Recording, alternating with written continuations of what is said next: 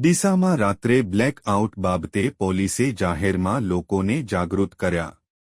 પહેલગામમાં આતંકવાદી હુમલા બાદ ભારત સરકાર અને ભારતીય સેના દ્વારા પાકિસ્તાનમાં આતંકવાદીઓના ઠેકાણા ઉપર એર સ્ટ્રાઇક કરવામાં આવી છે,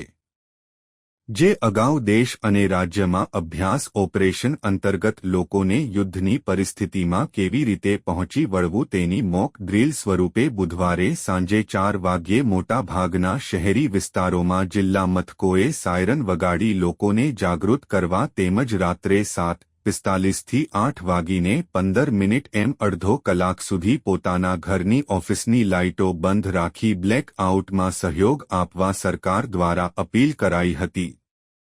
ત્યારે ડીસા શહેરમાં પણ ડીસા પોલીસ દ્વારા શહેરની મુખ્ય બજારોમાં લોકોને એકત્ર કરી લાઉડસ્પીકર દ્વારા જાહેરાત કરી બ્લેકઆઉટમાં સહયોગ આપવા જણાવ્યું હતું। પોલીસે જણાવ્યું હતું કે ભારત સરકાર અને ઇન્ડિયન આર્મી દ્વારા ચાલી રહેલા અભ્યાસ ઓપરેશન અંતર્ગત લોકોએ આજે રાત્રે 7:45 થી 8:15 દરમિયાન પોતાના ઘર, ઓફિસ, દુકાનો, ફેક્ટરીઓ, મંદિરો, મસ્જિદો, ધાર્મિક સ્થળો સહિતની જગ્યા ઉપર લાઇટો બંધ રાખી બ્લેકઆઉટમાં સહયોગ આપશો તેવી અપેક્ષા રાખીએ છીએ। જય હિન્દ, જય ભારત। બનાસકાંઠા જિલ્લા પોલીસ અધિક્ષક શ્રી અક્ષરાજ મકવાણા સાહેબ તરફથી બનાસકાંઠા જિલ્લાવાસીઓને એક નમ્ર અપીલ છે કે ભારત સરકાર અને રાજ્ય સરકાર શ્રીની સૂચના મુજબ આજ રોજ તારીખ 7 મે 2025ના રોજ બનાસકાંઠા જિલ્લામાં ઓપરેશન અભ્યાસના એક ભાગરૂપે સમગ્ર જિલ્લામાં સાંજે 7:45 વાગે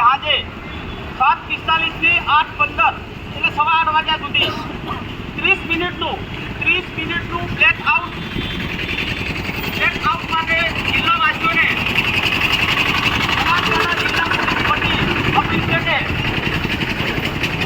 આ સમય દરમિયાન એટલે કે 7:45 થી 8:15 દરમિયાન પોતાના ઘરની લાઇટ, દુકાનની લાઇટ, કોઈ ઓફિસ હોય ઓફિસની લાઇટ, કોઈ કચેરીની લાઇટ, મંદિરની લાઇટ કે બધી સર્વિસ સ્ટ્રીટ લાઇટ હોય એ તમામ લાઇટો બંધ કરવી એવી તમામને એક સૂચના આપવામાં આવે છે। તો એ સૂચનાનો તમામ આમ જનતા સહયોગ આપશે એવી હું બધાને એક અપીલ કરું છું। જય હિન્દ, જય ભારત, જય ગુજરાત।